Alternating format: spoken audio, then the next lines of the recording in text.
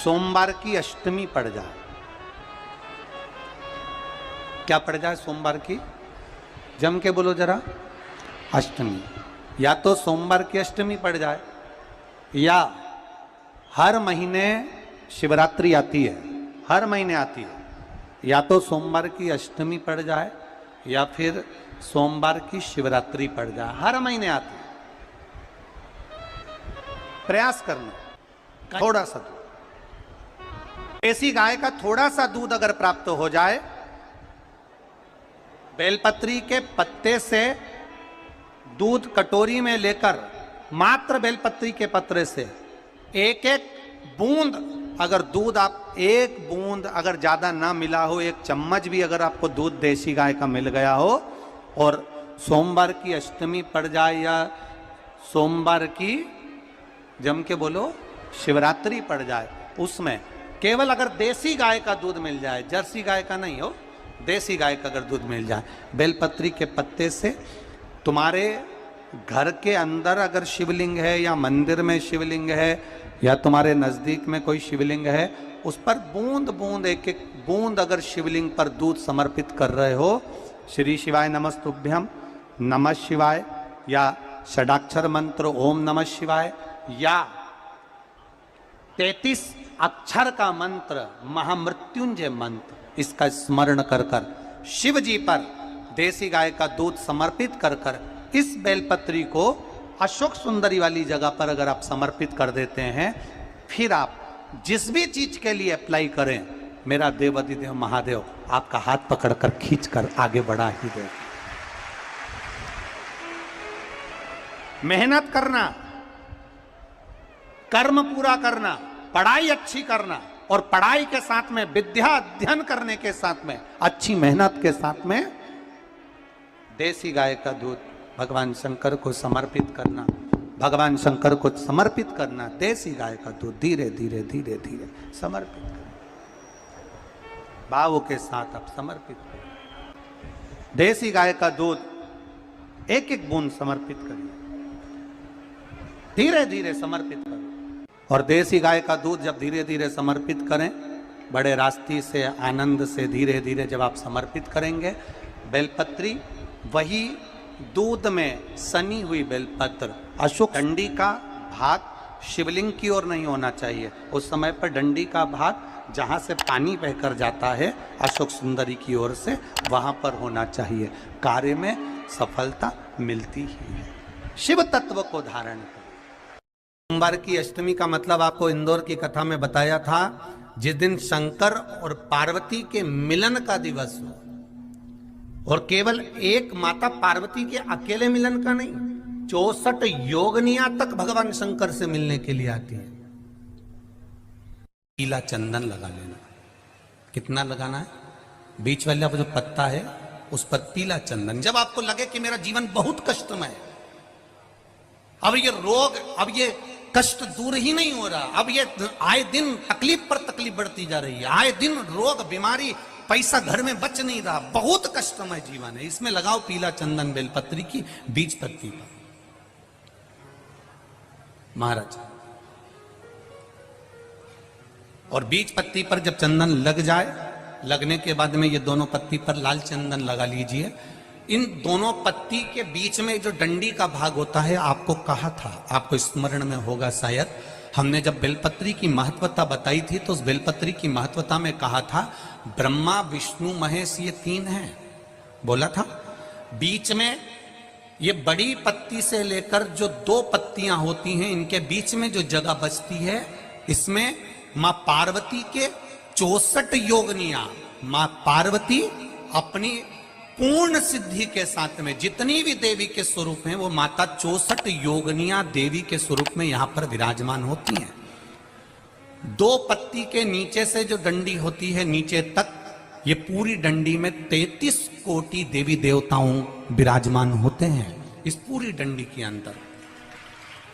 तो ये बीच वाली पत्ती है, ये जो बीच वाली पत्ती का जो भाग होता है, इस पत्ती के भाग में शहद का प्रयोग कर कर, यहां पीला चंदन, लाल चंदन, शहद का प्रयोग कर कर, इसी तरह से पकड़कर ये बेलपत्री की जो डंडी है वो अशोक सुंदरी पर जब आप समर्पित करें तो जहां से जल बहता है उस ओर पर इस पत्ती को चढ़ाकर केवल आपके हृदय की बात कहकर देवाधिदेव महादेव से कोई भी शिव जी का मंत्र, पंचाक्षर नमः शिवाय, षडाक्षर ओम नमः शिवाय, श्री शिवाय नमस्तुभ्यम या महामृत्युंजय मंत्र, जो शिव का मंत्र हो आपके पास में, उसको बोलते हुए देवाधिदेव महादेव को धीरे धीरे जल की धार चढ़ाना प्रारंभ करो।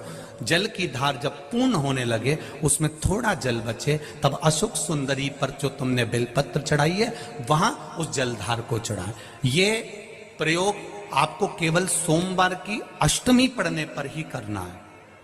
कौन से दिन करेंगे? जम के बोलिए जरा। सोमवार की अष्टमी पढ़ने। और धतूरे का फूल,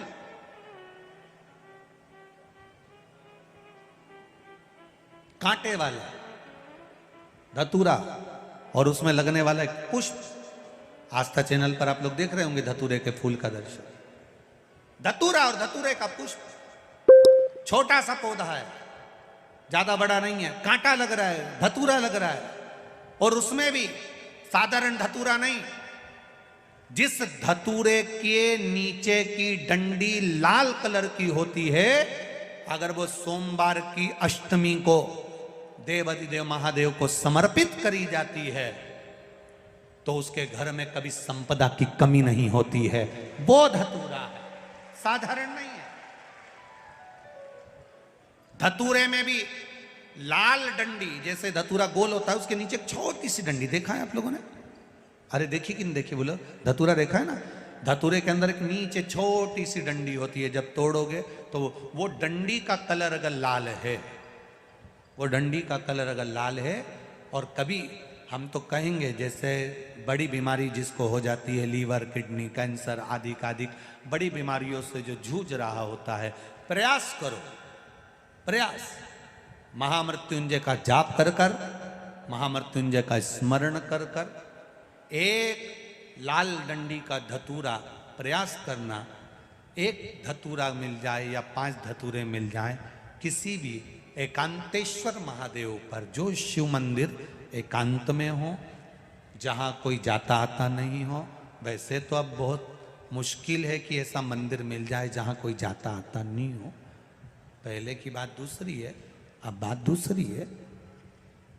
फिर भी कहीं आप रोड पे से निकल रहे हो, एकांतेश्वर महादेव अगर आपका दिख जाए, बहुत बीमारियों से ग्रसित हो, तो भी महामृत्युंजय जाप का स्मरण कर कर या किसी विद्वत ब्राह्मण जन से महामृत्युंजय मंत्र का जाप कराकर या भगवान शिव के मंत्र का जाप स्वयं कर कर, वो भी ना बने तो पंचाक्षर मंत्र नमः शिवाय, षडाक्षर मंत्र ओम नमः शिवाय या श्री शिवाय नमस्तुभ्यम जप कर वो लाल डंडी का धतूरा 5 एकांतेश्वर महादेव को आप समर्पित कर सकते हो। रोग थम जाएगा, जो दवाई खाओगे वो शरीर को लगना प्रारंभ हो जाएगी और आप स्वस्थ होने वाली थी। सावन की पहली, और मालूम पड़ा कि वो कथा छत्तीसगढ़ की पवित्र धरा पर है। अर्थात भजन का बल, भक्ति का बल, स्मरण, ये सब खींच कर लाते। चुंबक देखिए आप लोगों ने, वो चुंबक को गंगा में रस्सी बांधकर गोताखोर डालते हैं और उसमें चिपकने वाला जो भी सामान होता है वो चिपक जाता है। लकड़ी नहीं चिपकती, कपड़ा नहीं चिपकता, प्लास्टिक नहीं चिपकता। वो चुंबक में जो चुंबकीय तत्व होते हैं वही चिपकते हैं।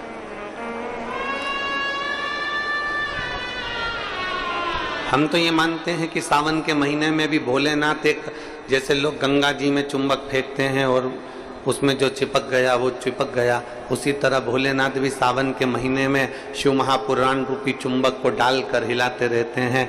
किसके भाग्य में है और कितने लोग चिपक सकते हैं ये उसी को मालूम है।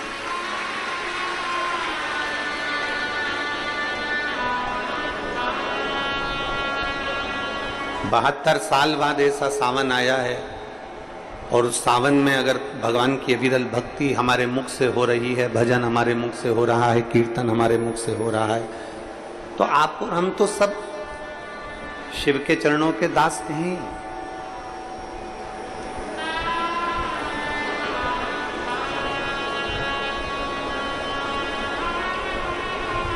कहते हैं, शिव महापुराण की कथा कहती है, नौकरी ऐसी होना चाहिए, सर्विस ऐसी होना चाहिए जहां जाने का मन करे। ऑफिस में तुम बैठते हो और दिन भर क्लेश मचे, फाइल तुम पढ़ते हो और फाइल उठाते से तुम्हारे को मानसिक टेंशन आ जाए, जरा जरा सी बात में चिंता खड़ी हो जाए, तो वो ऑफिस जाने का मन नहीं करता, नौकरी पर जाने का मन नहीं करता।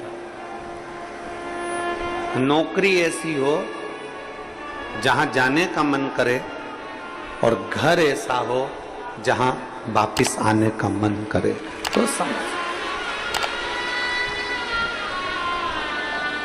घर में अगर क्लेश हो रहा है, बहुत अशांति हो रही है, बहुत लड़ाई हो रही है, बहुत विवाद हो रहा है,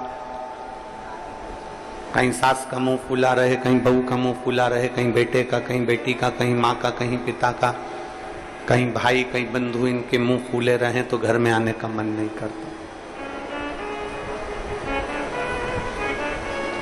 पत्नी का दिन भर मुंह फूला रहेगा तो पति का घर आने का मन नहीं करेगा। माँ बाप का अगर मुंह फूला रहेगा तो बच्चों का घर आने का मन नहीं करेगा। नौकरी ऐसी हो जहां जाने का मन करे,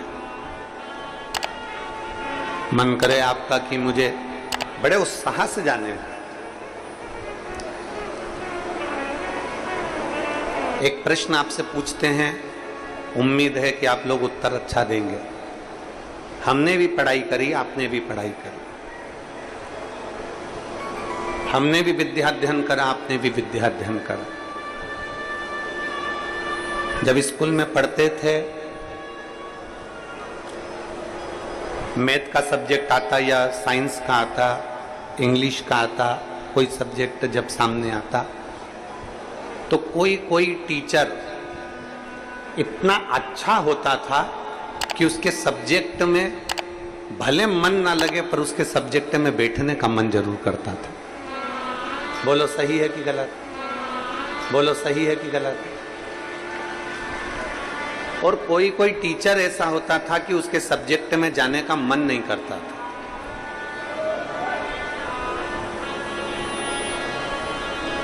उनके सब्जेक्ट में जाने का मन नहीं करता। कोई टीचर इतना अच्छा, बहुत प्रेम से, बहुत स्नेह से, बहुत लाड़ प्यार से पढ़ाता है, बहुत स्नेह से पढ़ाता है, तो उसके यहाँ जाने का मन कर जाता है। और कोई कोई टीचर ऐसा होता है कि वो पढ़ाता है पर उसके अंदर इतना क्रोध, इतना गुस्सा है, कहीं मारना, कहीं ठोकना, कहीं अपशब्द कहना, कहीं कुछ कहना, तो मन ही नहीं करता कि उस टीचर के पास में जाकर बैठा। पढ़ना है आपको, सारे सब्जेक्ट पढ़ना है आपको, और प्रत्येक सब्जेक्ट को आपको तैयार करना है, प्रत्येक सब्जेक्ट आपको पढ़ना है, पर आप उस टीचर के सब्जेक्ट में नहीं जाओगे। प्रत्येक सब्जेक्ट आपको पढ़ना है, प्रत्येक सब्जेक्ट आपको धारण करना है, पर आप उसके सब्जेक्ट में नहीं पहुंचोगे। बस जैसे स्कूल में कोई टीचर अच्छा है तो उसके सब्जेक्ट को पढ़ने के लिए आप जरूर जाते हो, उसी तरह नौकरी ऐसी हो जहां जाने का मन करे आपका।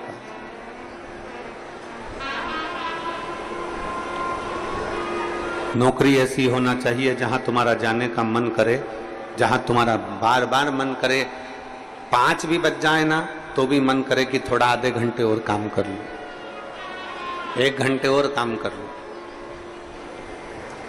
15-20 मिनट और काम कर लूं।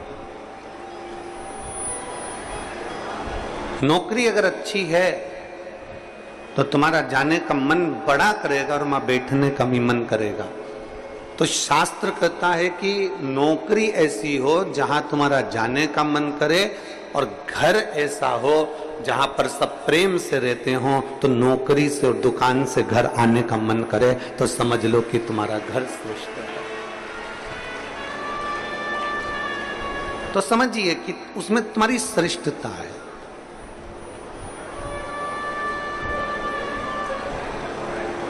जरा जरा सी बात में अगर क्लेश हो रहा है, जरा जरा सी बात में अपशब्द बोले जा रहे हैं, तो वो श्रेष्ठता नहीं बनती।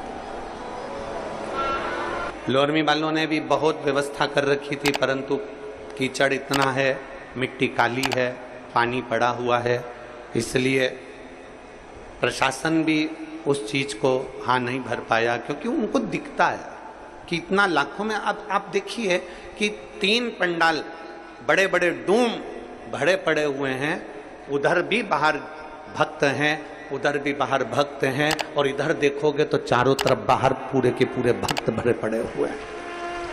प्रशासन भी ये चीज देखता है कि इतने शिव भक्त आएंगे तो वो आराम से कथा सुने, आराम से रहें, आराम से खाएं, आराम से अपना भजन कीर्तन करें और आराम से कथा श्रवण कर कर अपने अपने घर को जाएं, किसी को कोई कष्ट ना हो। ये प्रशासन भी देखता।